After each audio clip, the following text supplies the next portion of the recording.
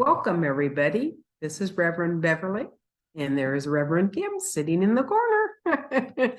Today's topic, we're going back to our original thoughts when we started Rev Talk, was on triggers. What triggers you and why? That's the key. Kim's going to take it away. Yes, well, I guess I would love to have some kind of a sound, a trigger alert. Yeah. The bugle. Yeah, something. Trigger alert. And this has to do with a conversation I had with some dear friends, and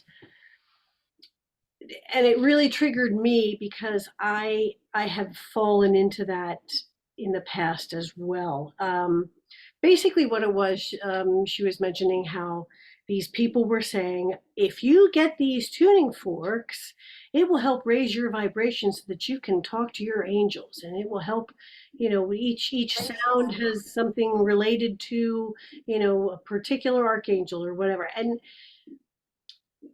And I was like, pump the brakes. Okay, let's stop right there, because that is not true. Yes, I think tuning forks have a place, and they are a good tool to have if you have them. And it's not a matter of, if you use these tuning forks, you're going to be able to talk to your angels. That was my big trigger, because that is not true. You don't need any tools whatsoever to talk with your angels.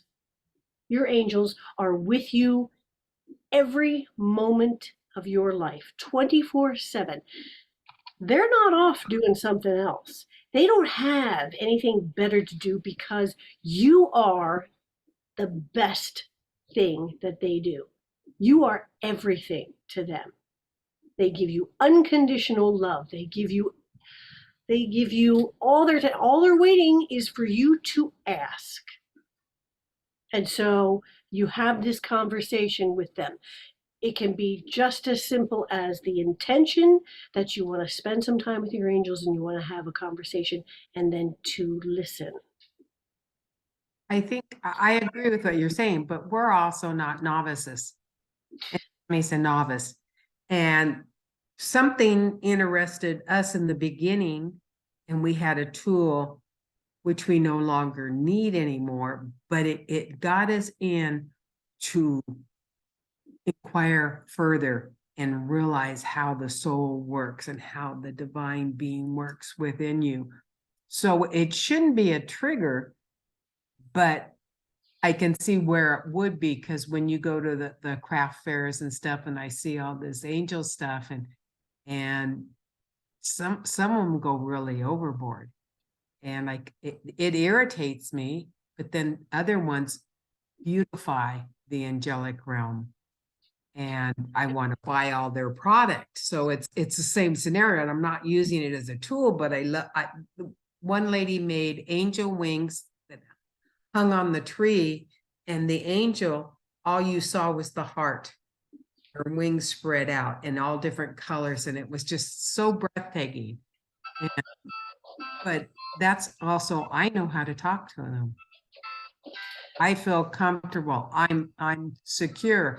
And people just learning, they need to go to, like, what started you into the spiritual realm? You had something that you all of a sudden were interested in, and you continue to grow and become stronger and stronger. Well, very, very young, I could see beings, and of course nobody explained it to me, so I was terrified, so I shut that down. But in my 20s, there was a traumatic incident that happened to me, and that's when I distinctly heard my angels and knew that they were surrounding me and protecting me. And so that's where that for me, that's where that started. And I understand that, using a tool or something is helpful and a good focus.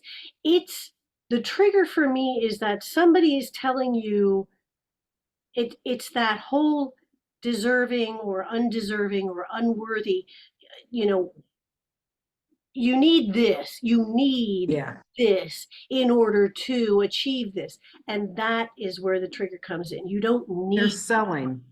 right. And and I've fallen into that. I freely admit that I have fallen into that in the past. And you make a very good point.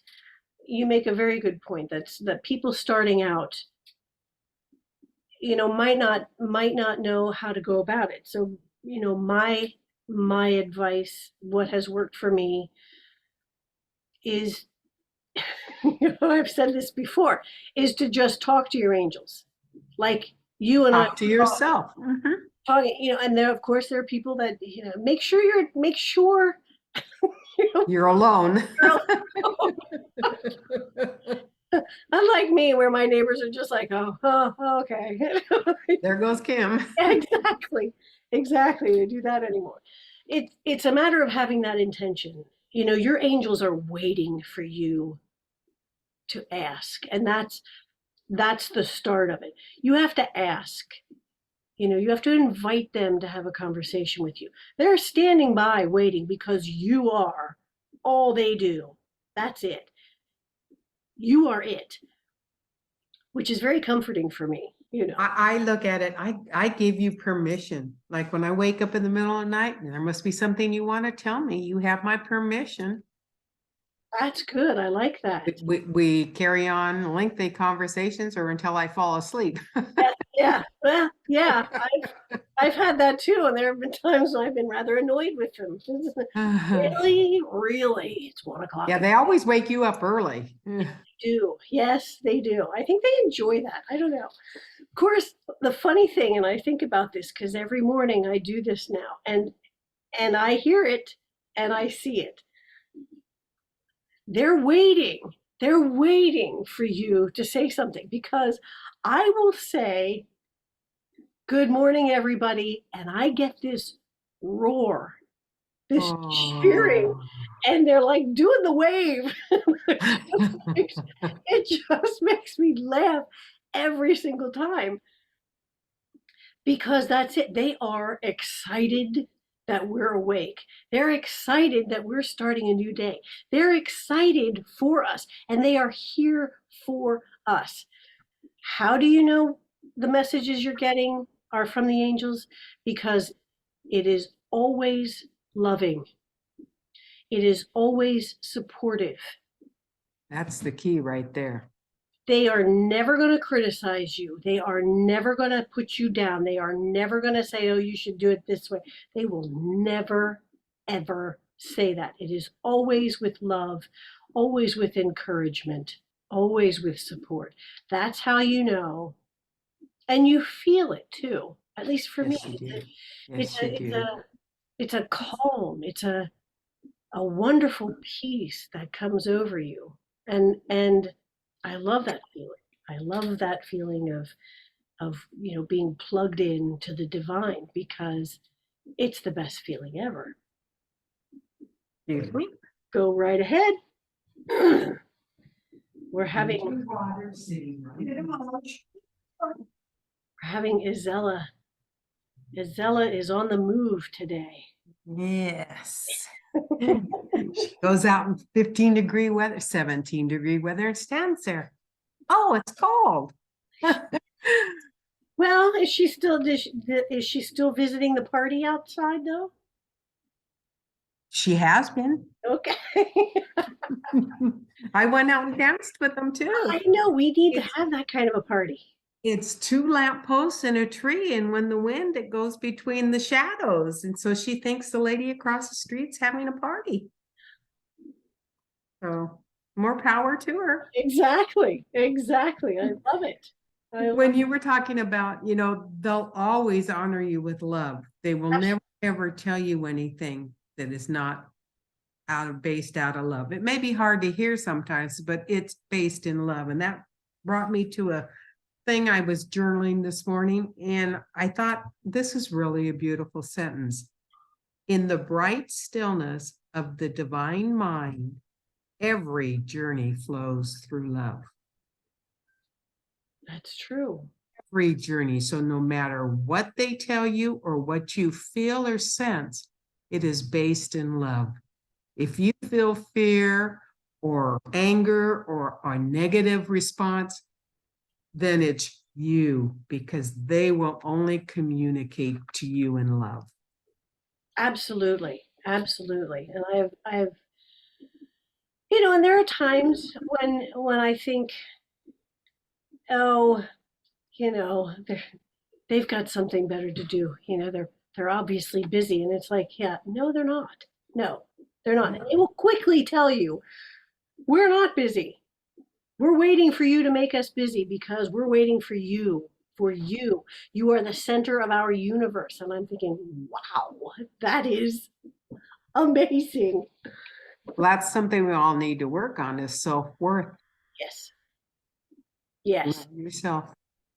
Absolutely. And to realize that each and every one of us is a unique being, and we are all a spark of the divine, each and every one of us. There, and again, like we say, there will never be another just like you in all of space and time. Like the prayer we had last week, you know, all your experiences are yours, and only you can understand it because you can only see it in the way that you do. So that also helps us to think, okay, somebody else, they're on their own journey. They're seeing something, you know, you and I can see, we can look at the same thing, but we will see something different because each one of us is unique. It's exactly right. You know, and it's not wrong, it's not right or wrong. It is just that person's experience. You know, and that's exactly why we have so many guides and so many angels and so much and such a huge team with us, because not everybody gets to be on this plane of existence. Okay, there are souls waiting to come here that might not ever make it because they're not prepared. You know, it takes a warrior to be on this plane of existence, and each one of us is a warrior angel here. We were allowed to come here because we are worthy and deserving to learn and to teach and to be that divine being that we truly are here on this plane. That's beautiful. So, you know, it's like, you know, oh, my angels won't talk to me. That's not true. You're not listening. You know, and I get that. I get that a lot where I'm thinking, oh, they've just, you know, they've gone out somewhere. Well, they haven't gone out anywhere. I'm just not listening, or I don't want to hear what they have to say. I think that's the main thing. It's not that you just don't want to hear it. It's like, yeah, no, I don't like that. Yeah, I want to do this. Yeah, no. And your angels would say, okay, you know what? If you want to do this, go ahead, understanding that this It's is going to be a different path. exactly, or this could happen. You know, we can tell you this is probably going to happen, and you can say, I'll do this anyway, and they're not going to criticize you. They're not going to say, I told you so. They're not going to do any of that. They're not going to berate you. They're just going to be there with you through it all, every step of the way. It's like you have to remember, it's every morning is a new beginning. The past is the past. That's right. The future, live in the present. Yes, I do. I do have a tendency of living in my imagination a lot. Um, I'm getting better at stepping out of that, um, and it's only because of my angels and my team that I truly understand better than I have ever. You know, everything that's going on in the world, every person is on their own journey. My gosh, when I released all of that, you know, having to control everything that was going on around me, oh man, how freeing that was. It's Yes. not up to me. It's not my responsibility. I'm my only responsibility. Just like my angels say, I'm their only responsibility. Exactly.